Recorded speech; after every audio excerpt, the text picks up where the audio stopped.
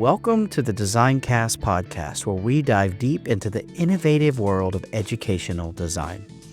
I'm your host, Jason, and with nearly 30 years of educational experience, I'm here to guide you through transformative conversations that challenge the status quo. What is the DesignCast mission?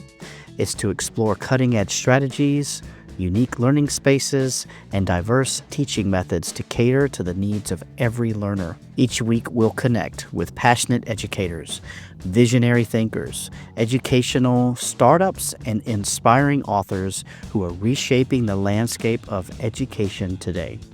This season, I'm also excited to share from my insights as an international educator and introduce you and share things from my new book, The Future of Learning: Designing Innovative Spaces that Transform Schools and Inspire Tomorrow's Leaders. So whether you're a seasoned educator, a curious learner, or someone passionate about educational innovation, you're in the right place. Join me as we unlock the potential of design in education and inspire the leaders of tomorrow. If you enjoy what you hear, please don't forget to subscribe to the podcast and leave a review. Your feedback helps us reach more listeners and continue to bring you the insights that matter. Let's embark on this journey together to inspire tomorrow's learners.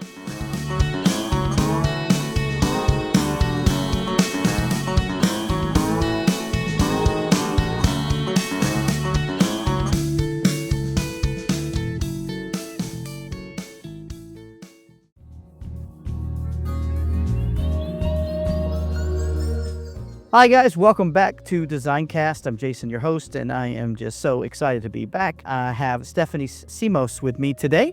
Stephanie, how are you? Hi, I'm good, thanks. How are you? Great. I'm wonderful. I'm so excited to be talking to you to learn more about your work. And so, Stephanie, if you don't mind, could you just give us sort of the quick elevator pitch of sort of your journey into where you are today? Okay, sure. So I call myself a critical thinking educator. I'm the founder of Criticid.com, a critical thinking site for kids and teens, and I make critical thinking content for adults on social media. I'm also an international educator, so I've taught both science and English classes in different countries like South Korea, Thailand, and also online. Fantastic. That's awesome. And so what is it about critical thinking and that makes you feel we need to teach more of that to students? I think it's very apparent if you spend just a little bit of time on social media, looking at posts or especially looking at comment sections, how crucial the need for critical thinking is.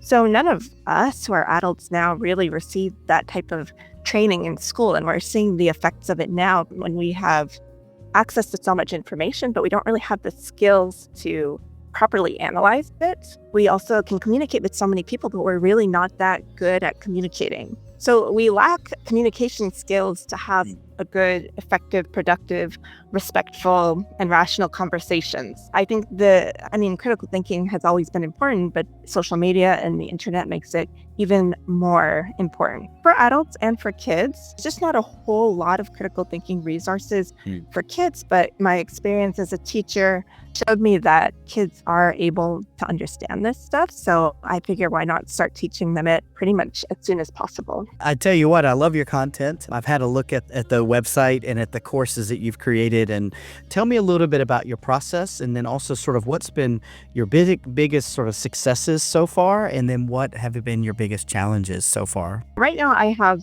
4 courses for ages 5 to, well, actually these days I just say 5 and up because I don't want to put an upward limit on them because some adults have used my courses too. My philosophy is to teach through stories. My site has a science fiction theme. So for example, kids ages 8 to 12 learn about logical fallacies through a video-based science fiction adventure where there's 2 kids in cyberspace looking for the lost logic board, encountering logical fallacies along the way. And I think that stories are a really good way to take concepts that are somewhat abstract and make them more relatable.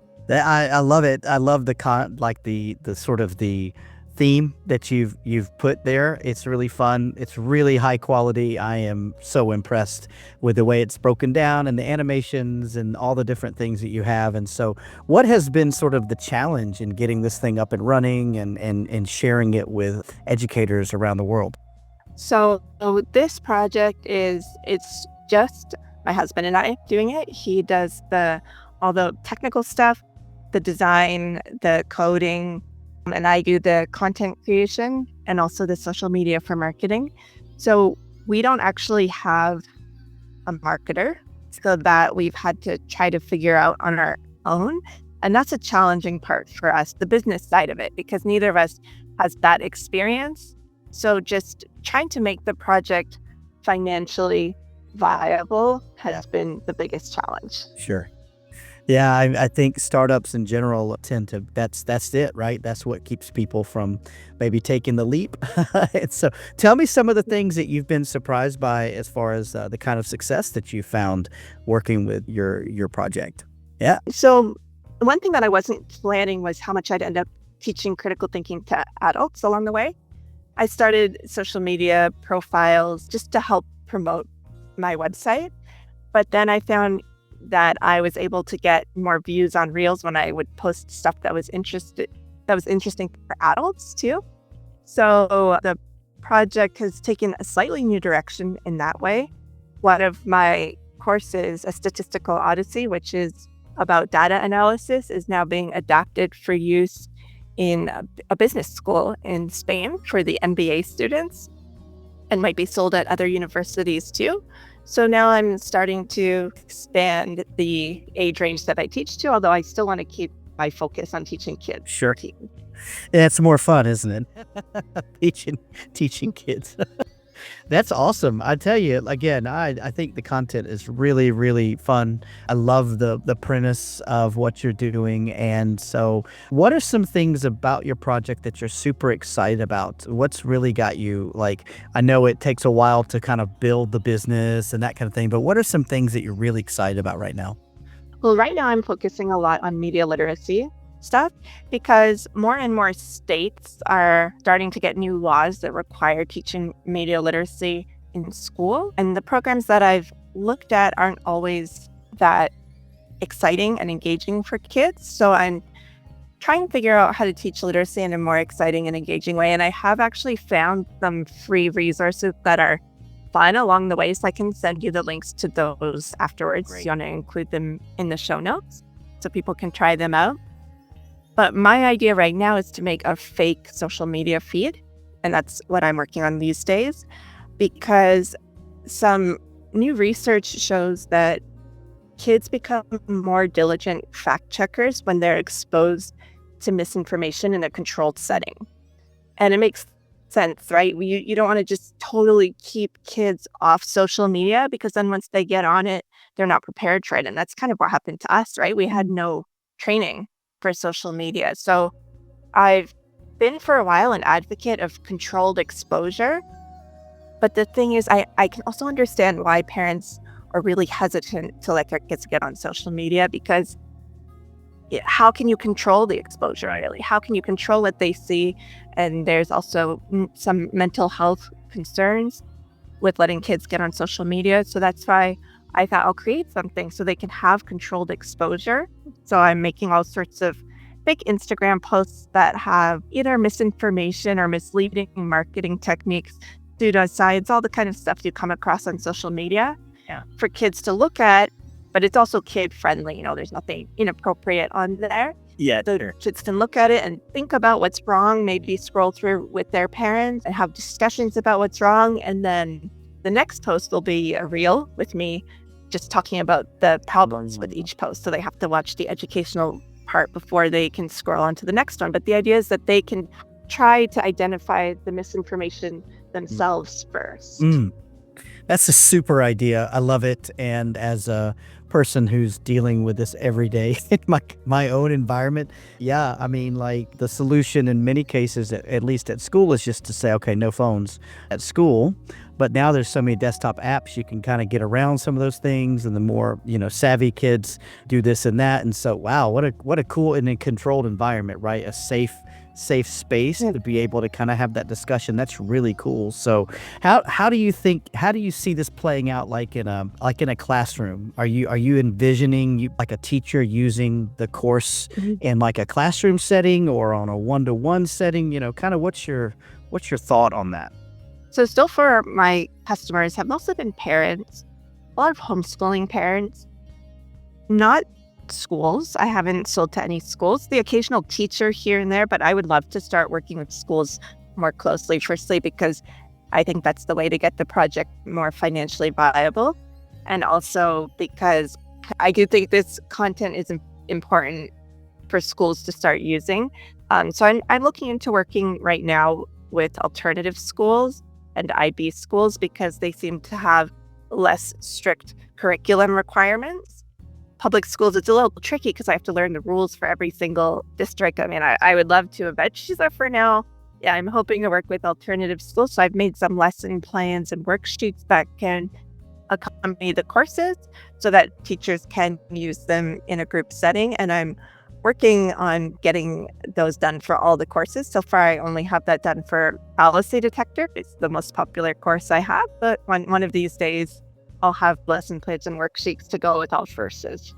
Yeah, it's a big job. I mean, it's a really big job. And online course development, I mean, that takes a lot of time. And so for it to be quality, right? And so looking through your content myself, I mean, I can see a lot of crossovers with like SEL or social emotional learning type, mentoring or advisory type programs because those skills are often sort of overlapped when you're talking about media literacy and you're talking about how do I handle when something comes up I'm not comfortable with or whatever. So I could see that kind of angle as well. When I was looking through it, that was immediately kind of the direction, the perspective that I myself saw. I don't know, is that intentional or is that just me? Well, yes, I do have an emotional intelligence course. I have noticed for the little kids, that's for 5 to 8-year-old. And the idea behind that is that emotional intelligence and critical thinking are really closely related because when we have the skills to manage our feelings, we can think more clearly, and understanding our feelings can help us to manage them. The course I have for 8 to 12-year-olds, Fallacy Detectors, is about identifying and responding to common logical fallacies or bad arguments. So that helps with communication skills, communicating with others. So that could go under the category of social Mm, learning. yeah. The thing is, it also helps us to communicate more clearly with ourselves, our inner dialogue. Sometimes we commit logical fallacies in our own minds. So it's good to be able to recognize those both when communicating with others and when communicating with ourselves. Yeah, I love it. I think that, again, having a look at the content, it's just super, super rich, really, really high quality. So you should be super proud of what you've done so far. So make sure you tell your team, aka your husband, that the that the content is really solid and really quality. And so I have to say that anyone listening or anyone who has in the network who is in the market or wants to just out of curiosity have a look at this.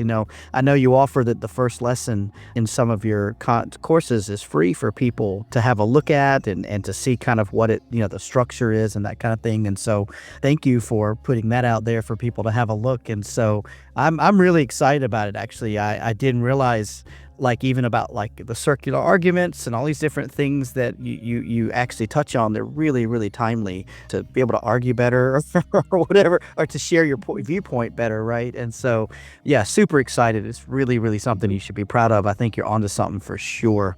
So, and your video content's really, really amazing as well. So, super, super stoked. I definitely will be checking it out even further. And so, what's some of the tech tools that you can't live without, given that you're essentially living completely online? Like, what are some of the things that you have to have? I use Veed.io for simple video editing. I find that's really good for making reels for my social media. You can add subtitles easily. And then for larger editing projects, I use Camtasia because editing on Veed is an online editing program, and sometimes it's a little bit glitchy to do things online. So for bigger projects, I prefer Camtasia. And then I use Canva when I want to make images.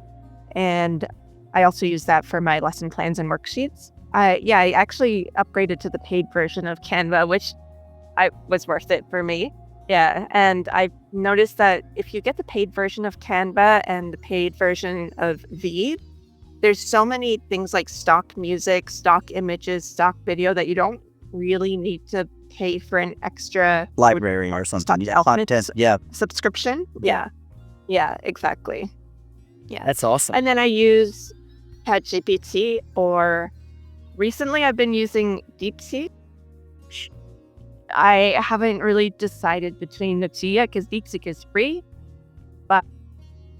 but it's also servers get overloaded for the times, so can't you can't always get as many requests as you can from the ChatGPT. But I find that those tools are very useful for when I have a lot of ideas, but they're not really well organized.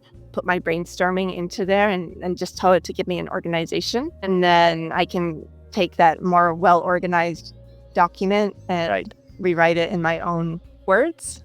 So yeah, I think that's it for tech. Yes, that's very cool. Absolutely.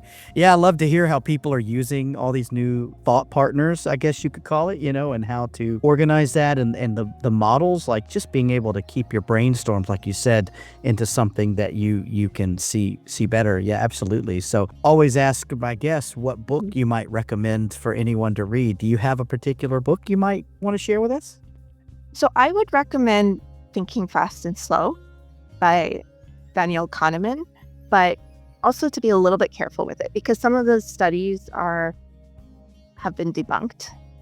I still think it's worth reading, but also just be a little bit careful when you're reading it. So it covers a lot of cognitive biases. That's why I think it's a really good introduction to critical thinking. And it talks about how our fast thinking can fool us. And we need to be careful with our fast thinking or our intuitive thinking, which he calls our system 1 thinking, and sometimes switch to our system 2 thinking, which is our slow, careful thinking if we want to get the right answer in times when our intuition might mislead us. And the other resource I recommend, it's not a book, but thinkingistower.com. Okay. Is a website about critical thinking, science literacy, and information literacy. And there's lots of really well written articles on there. It's made by Melanie Tresick King. Okay. She's also posting all over social media, so you can find her on Facebook, Instagram, TikTok by searching Thinking Powers. Okay. And she is writing a book. I don't know when it will be out, so I would definitely have recommended that book if it was already out. But for now, I recommend reading her blog posts. They're just so thorough and they're so clear. And even though it's for adults, it's written so simply that teens could definitely understand it. Okay. So I would recommend sharing the website with your kids as well. Okay.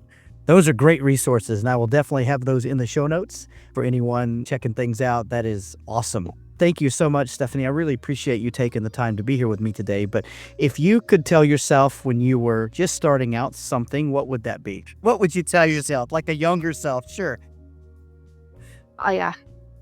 I would have loved to have started Critic sooner. I think I would tell myself to get on that earlier. Don't waste time with other projects. This is the important one. So if I had started that, in my 20s, that would have been great. Right. Well, we have to just go from here. We have tools now that we didn't have in our 20s. So maybe things are faster. So, Stephanie, if folks want to get in touch with you or follow your work, what's the best way for them to get in touch with you? Well, I do have a newsletter that you can sign up for on the website. It's criticid.com/newsletter. Okay. And then I'm also active on Instagram at Criticid. Actually, all social media socials, pretty much Twitter, Blue Sky, Facebook. Sure. The only one I'm not on is Threads. Don't blame you. I don't blame you for that one. So I assume that if you go to the website, the Criticid website, then you can get to those other places to follow you there as well. Yes, right? Yes, okay. All the links are there. Perfect. Okay. So I recommend anyone to just drop by. I'll make sure all that's in the show notes so that people can, swing by and take a look. I highly recommend the content. It is super rich, Very, very high quality. And I wouldn't just recommend that just because you're here. I recommend it because it really is. And so I really do appreciate you sharing that with us, Stephanie. And, I'm really hoping more folks will actually swing by and take a look and see how they can incorporate those lessons and those things into the things that they're doing every day. So thank you so much for stopping by. Thank you too for having me on.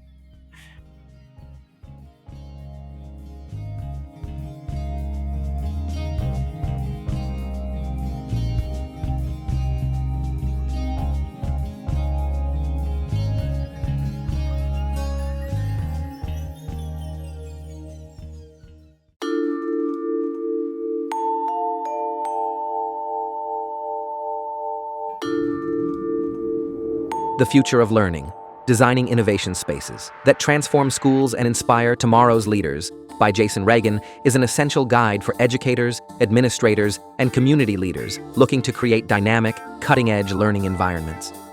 This comprehensive handbook provides a blueprint for designing innovation spaces that foster creativity, collaboration, and hands-on learning, preparing students for the challenges of the 21st century workforce. Drawing on insights from the World Economic Forum's Future of Jobs Report 2025, the book highlights the critical skills students need to thrive in an ever-evolving job market, such as analytical thinking, resilience, and technological literacy. Through detailed chapters, Reagan explores the benefits of innovation spaces, including enhanced creativity, increased student engagement, and the development of essential collaboration and problem-solving skills. He also addresses common challenges like funding, resistance to change, and infrastructure limitations, offering practical strategies to overcome these obstacles. The book delves into various educational models, such as design thinking, the engineering design process, and maker education, providing educators with frameworks to implement human-centered, experiential learning. It emphasizes the importance of flexible, adaptable physical spaces equipped with the latest tools and technologies, from 3D printers and robotics kits to virtual reality and coding platforms. Safety protocols, training, and community engagement are also key themes, ensuring that innovation spaces are inclusive, safe, and supported by the broader community. With a focus on continuous improvement, the handbook offers guidance on evaluating programs, conducting skill development workshops, and staying updated on the latest trends in education. It also includes curated resource lists, funding opportunities, and strategies for building partnerships with local organizations and educational institutions. Whether you're looking to transform a classroom, create a makerspace, or design a community innovation hub, this book is a valuable resource for anyone committed to fostering creativity, collaboration, and lifelong learning. The Future of Learning is more than a guide. It's an inspiration to reimagine education and empower the next generation of innovators and leaders.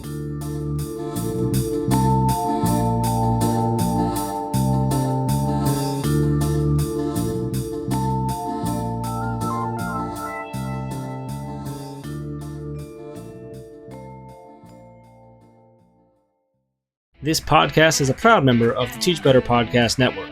Better today, better tomorrow, and the podcast to get you there. Explore more podcasts at www.teachbetterpodcastnetwork.com.